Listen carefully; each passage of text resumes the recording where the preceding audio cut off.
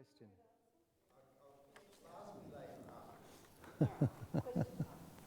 Okay, so let's pick up then 3 stories. So what I've done in the first part of tonight is zero in on attuning us to listening to the gospel ecologically rather than anthropocentrically. And what I want to do now, just by way of demonstration, is if you hear the gospel ecologically, how does that alter the way that we understand the gospel? Okay, so I want to look at the story of the storm on the lake in chapter 8, verses 22 to 25. So if you've got your New Testaments there, then you'll go straight to heaven. Okay, so we know this story. So Jesus gets into the boat with his disciples. This is chapter 8, verse 22. He says, let's go across to the other side of the lake. As they sail, he falls asleep. And then we hear there's a storm of wind comes down on the lake, and they were filling with water. It's interesting. They were filling with water. Not the boat, but they're filling with water. And we're in danger. So they wake Jesus, Master, Master, we are perishing. And he woke and he rebuked the wind and the raging waves, and they ceased, and there was a calm. He said to them, where is your faith? And they're afraid, and they marveled, saying to one another, who then is this that he commands even wind and water, and they obey him? Now what's interesting here is, if you look at the commentary, it talks about Jesus releasing the fears of this community that's gathered in the boat, right? They're frightened and they are terrified. Jesus does something to release them, and they come to a sense of who Jesus is. Once I put my ecological ears on, I hear something differently, which is the possession of Earth's elements, namely the wind and the water, is filled with evil spirits. And it needs to be exorcised. In fact, it's almost, there are these kind of human images that right at the end of the gospel we hear it, namely the earth. Luke says in verse 25, who then is this that he commands even wind and water, and they obey him? So what the story is about is healing Earth's elements. And there's a great calm. Now we're so used to, I think, just seeing the miracle stories as the healing of human beings who are sick and so on and so forth. But here is Earth that needs to be released of the evil that's possessing it in order to bring about this calmness. Are you with me on this? But we don't normally see that. We normally see it as an anthropocentric story. Just continuing on into the next scene with the Gerasene demoniac. But by the way, so in this world, and I'll say more about this tomorrow when we talk about the demonic and evil spirits, it's the natural disposition of human beings and earth is to be at peace and calm. When human beings and the earth is not at peace and calm, it's because in this world it's because of it's being possessed by evil spirits. So it needs to be released. It needs to be exorcised. So releasing the evil brings about this calmness. So the earth element, wind and water, is not at fault. Human beings are not at fault. It's because of this, in the ancient world, ancient understanding, this possession of evil. Is that clear? So it needs to be released, and that's what Jesus does here. Then we get this second scene that connects right to it in 8:26 to 39, where he comes to the Gerasene area, opposite Galilee, and he discovers this person, this human being. It's The Greek is, well, it's an ane, it's a male, and who's possessed by these spirits, these evil spirits. In fact, he's possessed by so many, they're called a legion, which of course has a connotation to the army, the Roman army. So rather than being a specific number, that's just a euphemism, if you like, for many. Yeah, but also in Luke's world, the Roman army would not be seen to be a very benign influence. Very good, nice way of putting it. They would be demonic. They bring about a certain kind of peace under constraint, as it were. So we have water that has already been exorcised and is now calm and is in its state, its natural state of a peacefulness.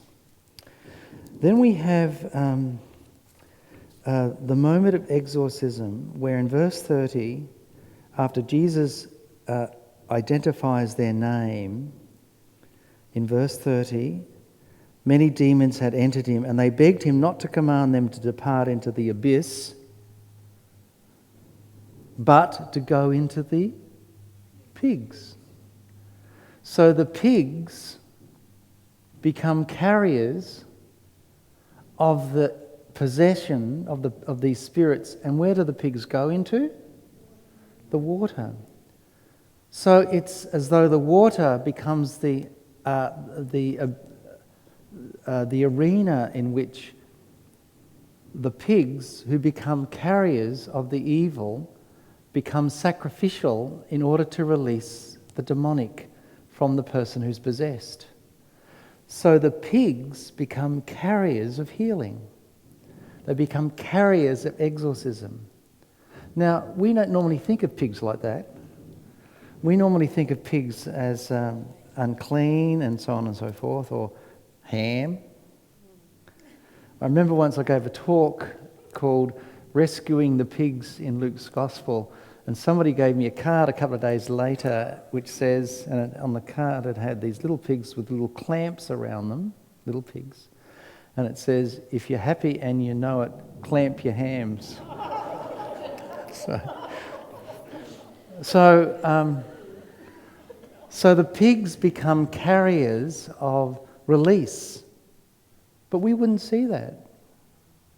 We're concerned about the person who's possessed and what Jesus does to him, but the agency is through what these pigs do. I would have said that he drives the demons into the unclean animals, which are sent back to the place of That's right, exactly, and that's the conventional commentary. I have another, as you can see, another point of view on this. So that's the action of water and pigs. So there's. Are the pigs restored by the water? Are the pigs washed? Well, the pigs become sacrificed on behalf of humanity. Who else becomes sacrificed on behalf of humanity? Jesus. So you could actually give pigs Christological agency. Now, isn't that interesting? If you take it to that extent. Let's look at the next pig story, which is in chapter 15, 11. Now, we know the story very well. Some would say it's the centre of Luke's gospel. And it's the story of chapter 15 is about 3 lost things. The lost sheep, the lost coin, and the 2 lost sons. There's not just one lost son, there are 2 lost sons in the story. So the younger son in chapter 15 verse 12 says, Father, give me the share of the property that falls to me. Once you hear the word property, you're hearing the language of earth's goods. So he's possessive. He wants to accumulate these gifts of earth. And according to the Hebrew scriptures, he's also wishing his father's death, because that's the only time he could inherit. So He's really cutting himself off from the family household. So he goes so the father does that. He divides the property between the sons, not just one of them, but two of them. The second one goes into the background and only reappears at the end of the story. And you notice in verse 13, he goes off, he journeys to a far country, squanders his property in loose living. I'm using the RSV translation here. And when he had spent everything, a great famine arose in that country. So the land itself is in sympathy with what's happening to the son. There's this network of relationship that's happening. You remember what I did right at the beginning with that young lad and then the Japanese earthquake? Is there a connection? Of course there is. We are ecologically connected in this network that affects us. And here we have it right here in the middle of this narrative. So it's a distant country, great famine. And in verse 15, he wants to become one of the citizens of the land. And he's sent into the fields to feed the pigs, in verse 15. And he would gladly have fed on the pods that the swine ate, and no one gave him anything. So it's in this connection with the pigs that this lad comes to a conversion. He says, "How many of my father's hired servants have bread enough to spare, but I'm perishing here with hunger." So it's in this environment with the pigs and the food and the land that the son comes to conversion, and then decides to go back. And we know the story. And the story is in verse 22. After the son, in verse 20, comes, his father saw him and had compassion. And the word compassion there in verse 20 is splagnitste, which means womb-like. There's this kind of womb-like contraction, which is a very earthed image that the father has, and runs and runs and embraces and kisses him, and the father says to the servants, now notice what happens. He doesn't say, "Oh, it's good to have you back." He surrounds the son with everything that's a gift from the earth. So there's the robe, the ring, which is the ring of authority, and shoes on the feet. And then they have the fatted calf to celebrate. So the point that I want to say here is the agency which the pigs have to bring about this restoration of this child who wants reconciliation with his father. So let me then move to the next little thing I want to do, which is going back to the scene. So what I've just, with those three little vignettes, what I've tried to do is say, once you start hearing what's happening environmentally or ecologically, then you start, at least I start to hear different things happening in the story rather than what is conventional. And you notice when the angels sing with the shepherds, and the angel has said, "This is the sign, you'll find a child wrapped in bands of cloth and lying in a manger." And then we have this angelic chorus, "Glory among the highest to God, and upon earth peace among human beings of good will." And the language is explicitly earth, gay. It's the earth language. And what the angels celebrate in the birth of this child is how heaven and earth now come together. So it's not this separation of the heaven is where God is, and now you've got human beings on earth. But now, with the birth of the child, heaven is now joined to earth, right? And that heavenly presence of the earthed child continues now in the narrative that we will see. So now picking up the end of the story of Luke's Gospel, in chapter 19, 29 to 40, which is Jesus enters now into Jerusalem. And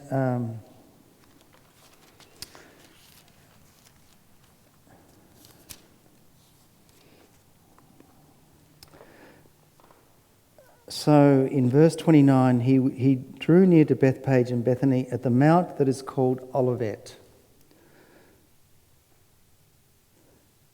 It's the mount that becomes the whole scene for what's going to unfold now in Jerusalem.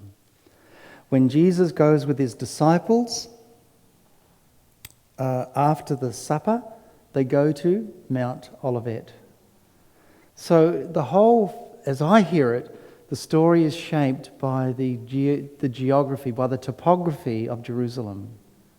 Mount Olivet. And then he tells them in verse 30, go into the village opposite and you'll find a colt tied there on which no one has ever yet sat. Untie it and bring it here. When we investigate the colt is actually, it's a free animal. No one has actually sat on it. So the untying of the animal liberates the animal and becomes the moment or the being that Jesus sits on. And then you notice in verse 35, and they brought it to Jesus and throwing their garments on the colt, they sat Jesus upon it. So the garments of the disciples now surround the colt as though the colt itself becomes a disciple. Do you get it? Do you see this? And as he rode along, they spread their garments on the road. And as he was now drawing near at the descent of the Mount Olivet, the whole multitude of disciples began to rejoice, praise God with a loud voice for all the mighty works that they had seen, saying, blessed is the one who comes, the King in the name of the Lord, in heaven peace, and glory in the highest. Remember with the angels, it was on earth peace. Now towards the end of the gospel, it's in heaven peace. So it's not as though like in the first part of the gospel, it's heaven becomes entered into earth. Towards the end of the gospel, it's earth enters now into heaven. See the change? So one chorus is balanced by the chorus towards the end of the gospel as Jesus comes into Jerusalem. And in verse 39, and some of the Pharisees and the multitude said to him, Teacher, rebuke your disciples. He answered, I tell you, if these were silent, the very stones will cry out. So this is not just about human beings. This is about the whole of earth being gathered around this entrance into Jerusalem. So that introduces this little narrative that moves towards the latter part of the gospel. So Jesus goes to the Mount of Olivet. It's there that he's placed under arrest. And then there are these trials before the religious leaders and before Pilate. And a unique scene occurs, and it's only in Luke's Gospel, where Jesus goes, because Pilate hears that Jesus is from Galilee, Herod's present, so he sends Jesus to Herod. So we pick up the story in chapter 22, 8 to 12, which is unique to Luke's Gospel.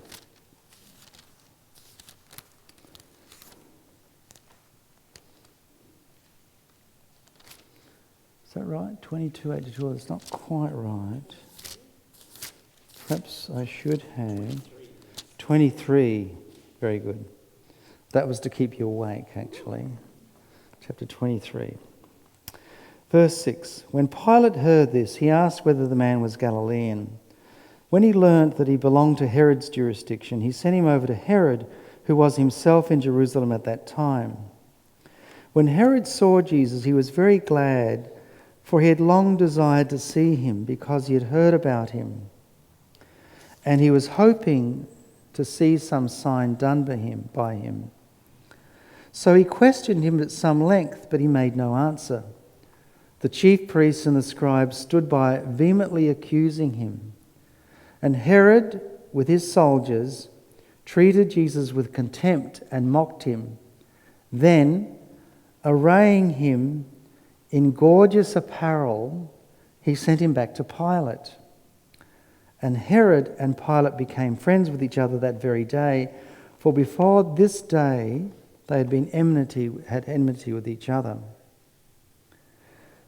What Luke says is that Herod surrounds Jesus with this gorgeous apparel, this luminescent clothing. And this clothing is never taken off Jesus. If you have a look at the, I think it's the next scene here, and which I think you've got a copy of. The left-hand column is Mark's narrative. The right one is Luke's narrative. So this is the death scene in the Gospels. So Luke works from Mark's Gospel. We know this. And Mark has, and they brought him to the place of Golgotha, which means place of the skull, and they offered him wine mixed with myrrh. He did not take it. And they crucified him, and dividing his clothes, they cast lots for them to decide which each should take. So he's crucified, his clothing is off him, and they divide it. Okay? That's pretty clear. Luke has, and when they came to the place which is called Skull, there they crucified him, and the criminals, one on his right and one on his left. He says, Father, forgive them, they don't know what they're doing. They cast lots to divide his garments. They haven't taken him off him.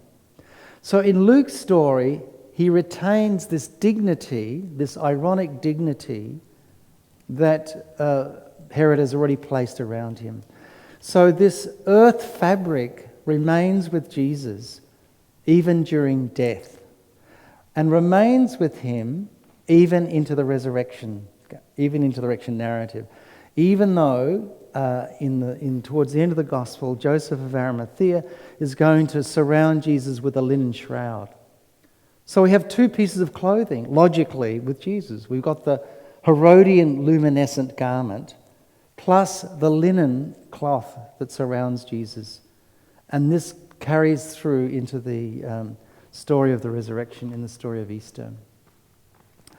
So, Joseph of Arimathea takes the body down, wraps it in a shroud made from linen, and laid it in a rock-hewn tomb where no one had ever been laid. So Luke is quite clear that this shroud is linen cloth. It's a linen burial cloth. And as I mentioned earlier, linen is this fabric of eternity. Now, what's the theology that Luke is talking about here in the resurrected Jesus that we're going to see is the eternal nature of Jesus through death and resurrection. And then when we come to the resurrection story, and I'm just conscious of our time as well, on chapter 24, on the first day of the week, at early dawn, they, the women, went to the tomb, taking the spices which they had prepared. And they found the stone rolled away from the tomb. Now what Luke does here is different from what Mark says. In Mark's story, the women come to the tomb and they discuss, and the discussion on the way to the tomb is, who will roll away the stone for us? And Mark says, and then when they came to the tomb, they found that the stone had already been rolled away, and the stone was very huge, says Mark. What Luke does is move from the passive voice, what is done to the stone, and says the stone rolled away. So the stone becomes an agent. It's this action of earth, as it were, moving and acting in collaboration with what the women seek to do. And the other thing about this is they're taking spices which they had prepared. So it's not just the women, but it's these aromatic gifts that are going to come into the tomb with them that are part of the scene. And then we notice as they come into the tomb, they come into the rock surround where the body of Jesus is. So the rock and the linen that surrounds the body of Jesus. And Luke says, but when they went in, they did not find the body. While they were perplexed about this, 2 men stood by them in dazzling apparel. And as they were frightened and bowed, the women were terrified and bowed their faces literally to earth. So there's this movement, so they're in this earth surround. They're bringing earth's gifts. The stone has already enacted a deed. And it's in this engagement with earth that the revelation of Jesus' resurrection is given to them. So this contemplation of earth is particularly important as they hear the resurrection. And the men say to them, "Why do you seek the living among the dead? He has been raised. Remember how he told you while he was still in Galilee. He is not here, but has been raised." So the question is, who raises Jesus? If he's been raised, who raises Jesus? Well, the obvious person is God. This is God's act. But it's Earth's collaboration with what's happening here that enables the resurrection to occur. So it's not just the suspended God beyond Earth, but it's actually this whole atmosphere of Earth's being that enables this deed of resurrection to occur, the stone being rolled, the spices of the earth, and earth itself. Then the next scene is in verse 12, when the women come and say what's happened. Then we are told, then Peter arose and ran into the sepulchre. So he's seeing the rock facade. He stoops down and beholds the linen cloths lying by themselves. And then Luke says, and he departed, wondering in himself at that which has come to pass. So what does Peter see? He sees the rock, the sepulchre, and he sees the cloth. They're the only things he sees.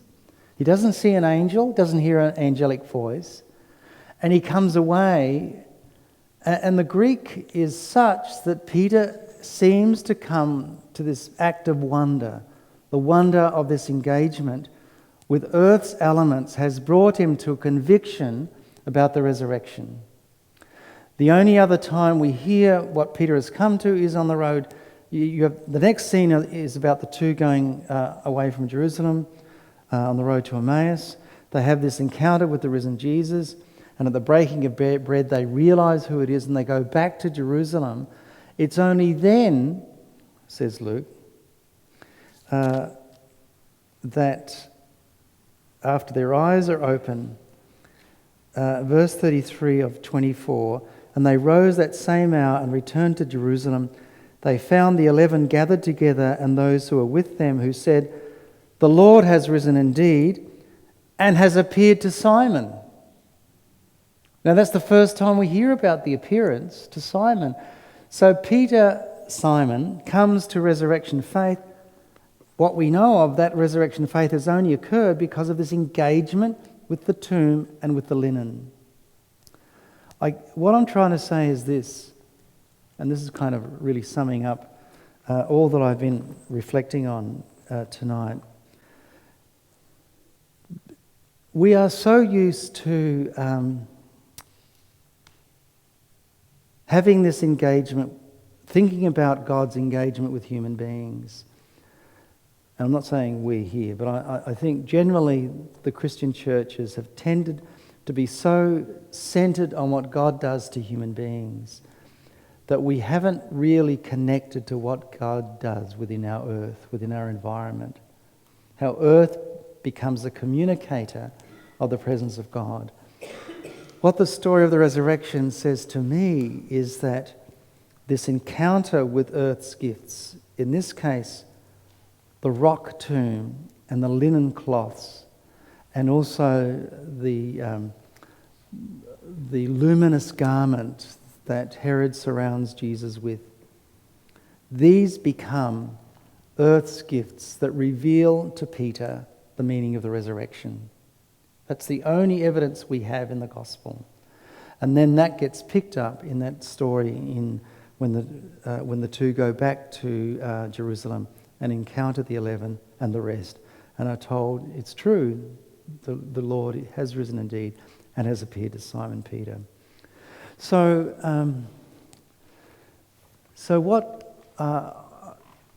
what I'd like to say then is that